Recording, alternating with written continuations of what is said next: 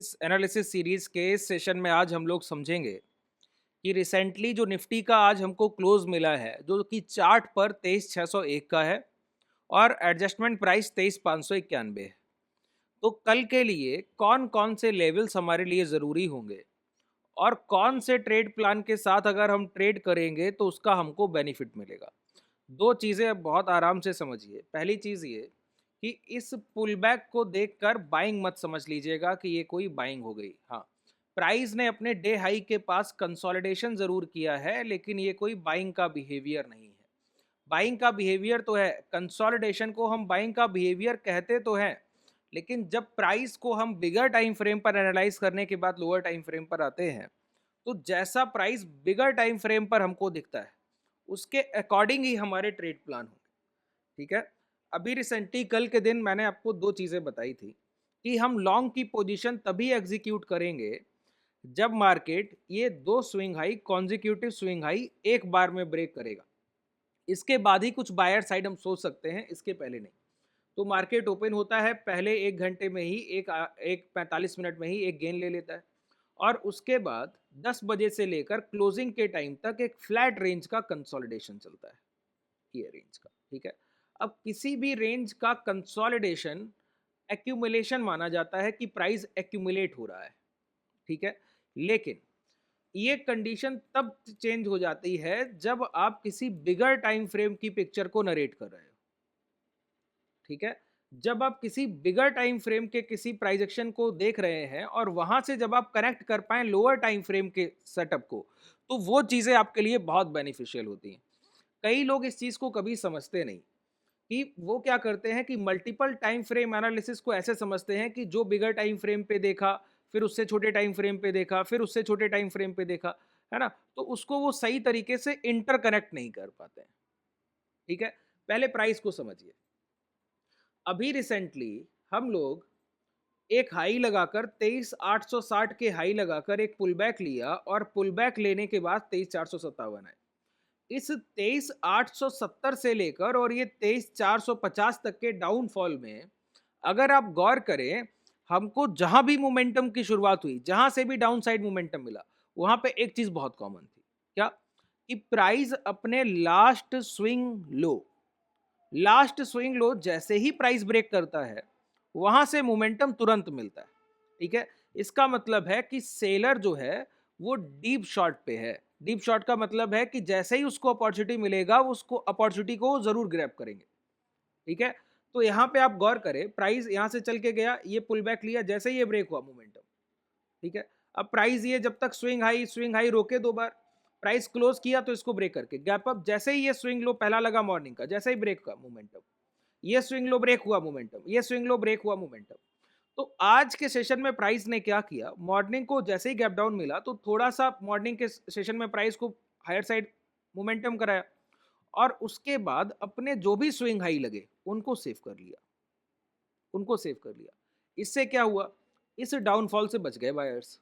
ये जो रिसेंटली हमारा ट्रेंड है, इस ट्रेंड से बच गए। तो आप बोलेंगे कि ये कैसे हुआ, कैसे ये जो हुआ है ये हुआ किस तरीके से, इसका साइकोलॉजिकल कंडीशन क्या है।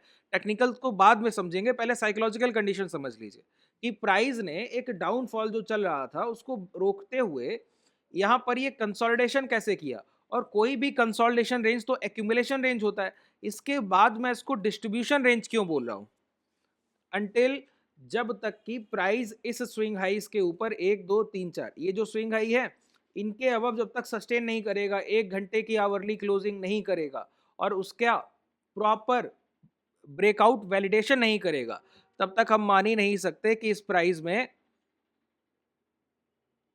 कोई हायर साइड मोमेंटम की पॉसिबिलिटी है। ऐसा मैं क्यों बोल रहा हूं, देखिए, कोई भी बिग क्वांटिटी, कोई भी बड़ी क्वांटिटी जब शॉर्ट सेल करनी हो और उसका शॉर्ट सेल करने का तरीका हो रिटेलर्स की बाइंग और इंस्टीट्यूशंस को अपनी पोजीशंस को डंप करना। ठीक है। कि छोटे खरीदारों को खरीदारी कराई जाए और जो बड़े बायर्स हैं वो अपनी पोजीशंस को वहां बेच के निकल जाएं। उसका तरीका क्या है, यही तरीका है आज का सेशन। कि अभी तक का हमारा down higher side aggressive momentum बड़ा तेज था, बहुत तेज। ठीक है। तो जिन लोगों के माइंड में था कि प्राइस लोअर लोस के फॉर्मेशन में जाएगा, उसको वो हाई देखते रहे कि कहाँ से लौटेगा, कहाँ से लौटेगा, कहाँ से। जब तक प्राइस कोई लास्ट स्विंग लो ब्रेक नहीं करता, तब तक वो मोमेंटम मिलता नहीं। लेकिन लास्ट सेशन में जब ये वाले प्राइस ने मोमेंटम किए, तो लोगों के माइंडसेट चेंज हो गए, ठीक है, रिटेल ट्रेडर्स के, कि अब प्राइस गिरेगा ही नहीं। तो जैसे ही आपका माइंडसेट चेंज होता है ना, तो उस टाइम पर आप ये टेक्निकल चीज़ों को देखना ही भूल जाते हैं कि अब प्राइस स्विंग लो ब्रेक करने लगा।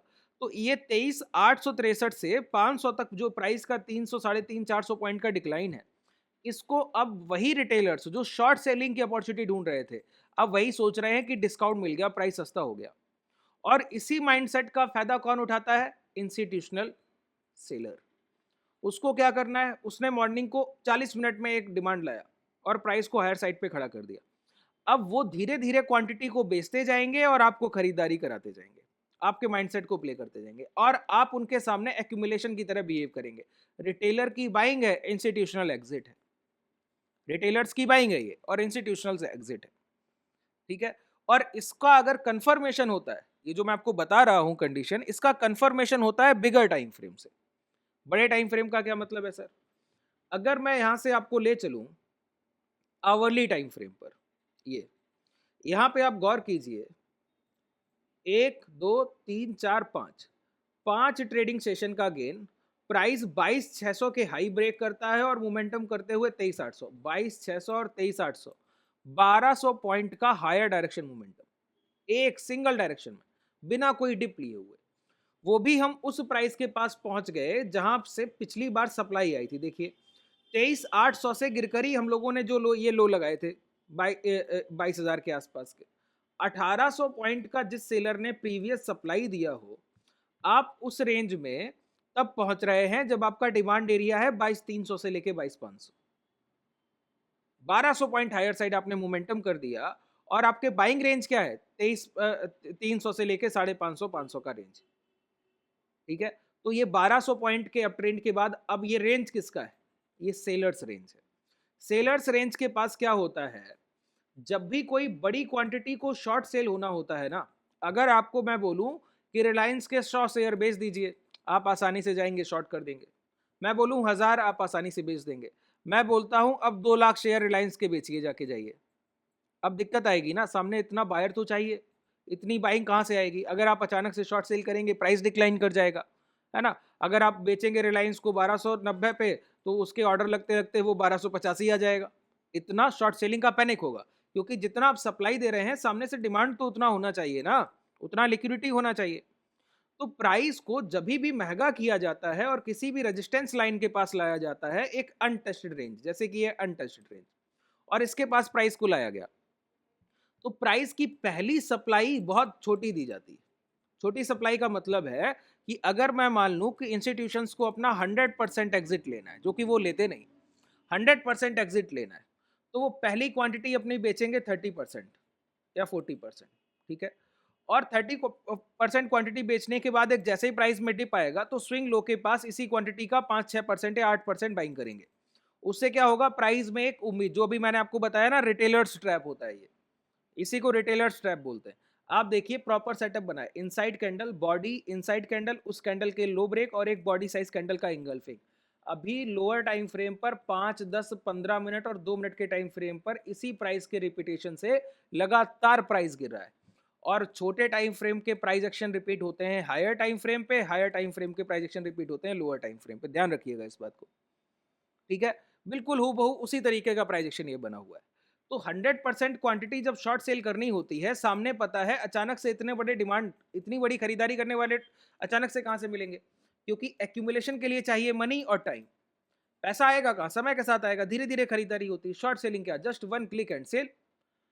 तो एग्जिट लेना आसान है, लेकिन इतनी बड़ी क्वांटिटी से एग्जिट लेना मुश्किल है।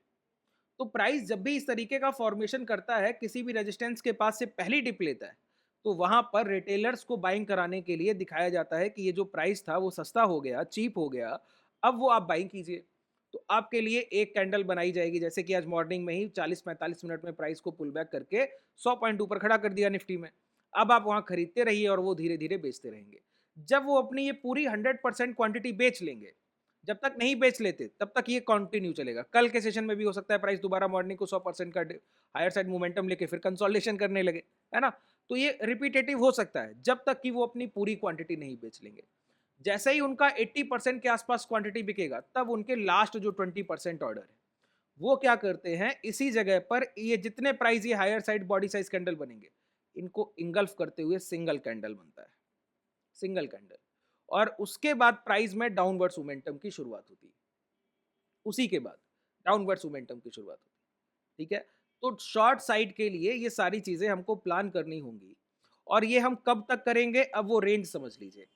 अगर ये बायर्स के रिसेंटली अगर आप देखें तो डेली बायर्स का स्विंग लो क्या है, इस कैंडल का अपर विक और इस कैंडल के लोअर विक का जो रेंज है, ये एक लास्ट स्विंग लो का बायर्स का रेंज है। ठीक है, ये रेंज है हमारा। इस रेंज के जब तक नीचे प्राइस ट्रेड नहीं करेगा तब तक हम एग्रेसिव शॉर्ट सेल नहीं कर सकते, पहली चीज।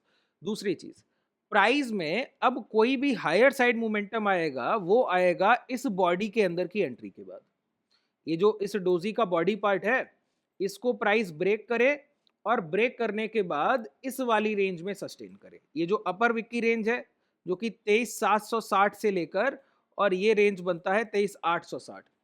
इस 100 पॉइंट की रेंज में अगर आवरली कैंडल्स क्लोज होने लगी और फिर 5 और 15 मिनट के टाइम फ्रेम पर उस आवरली कैंडल के हाई ब्रेक होने लगे तो समझिए कि अभी ये मोमेंटम और कैरी ऑन होगा, अभी ये मोमेंटम खत्म नहीं हुआ। ठीक है, मैंने तीनों चीजें बता दी आपको। ये स्विंग लो ब्रेक होने के बाद मोमेंटम एग्रेसिव हो जाएगा डाउन साइड। और अगर प्राइस ये 23,660 के अबव निकलता है तो इसके बाद ये प्राइस यहां तक तो चल के जाएगा इस 760 तक बड़ी आसानी से। 760 से लेके 860 का ये जो 100 पॉइंट का रेंज है इसके अंदर की अगर क्लोजिंग मिलने लगी आवरली 2 आवरली टाइम फ्रेम की और उस कैंडल के हाई 2, 5 और 10 मिनट के टाइम फ्रेम पर ब्रेक होने लगे तो समझिएगा कि अभी ये जो स्विंग लो के बायर्स हैं अभी भी ये प्राइस को रोकना चाहते हैं, ये कोई हैवी डिस्ट्रीब्यूशन नहीं हुआ फिर। ठीक है, तो ये जो अभी का जो आज का कंसोलिडेशन रेंज है, फ्लैट कंसोलिडेशन रेंज ये, ठीक है, ये रेंज ये इसीलिए कि अब इसका वैलिडेशन, ये बाइंग है, एक्यूमुलेशन है या डिस्ट्रीब्यूशन, ये दो कंडीशंस मैंने आपको प्राइस की अभी रिसेंटली समझा दी। ठीक है, कि प्राइस अगर इस रेंज के अबव रुकने लगा, यही रेंज है 23,760 के अबव। ठीक है, ये यहां से देखिए ये लास्ट हमारे रेजिस्टेंस एरिया है 23,760 तक, इसके अबव अगर क्लोजिंग मिलने लगी hourly to hourly time frame, momentum carry on होगा। ठीक है, और अगर इसके अबव क्लोजिंग नहीं मिल रहा है hourly to hourly time frame और उसका वैलिडेशन नहीं हो रहा है तो ये सारे रिजेक्शन एरिया है, प्राइस कहीं से भी पुल बैक करके लो ब्रेक कर देगा, कहीं से भी पुल बैक करके लो ब्रेक कर देगा। ठीक है, और अभी के लिए कल अगर ये हाई प्राइस निकालता है और ट्रेड करता है तो शॉर्ट सेलिंग के लिए आज का 23,560 का ये प्राइस बहुत जरूरी। ठीक है, 23,560 का अगर ये 560 की रेंज निकलने लगेगी, डाउन साइड ब्रेक होने लगेगा, ये 23,560 अगर प्राइस गैप अप करता है थोड़ा बहुत मोमेंटम करके ये लो ब्रेक करे तो डाउन साइड मोमेंटम की यहीं से शुरुआत हो जाएगी, आपको ज्यादा वेट भी नहीं करना है। ठीक है, उम्मीद है आपको बहुत अच्छी तरीके से ये सेशन समझ आ गया होगा।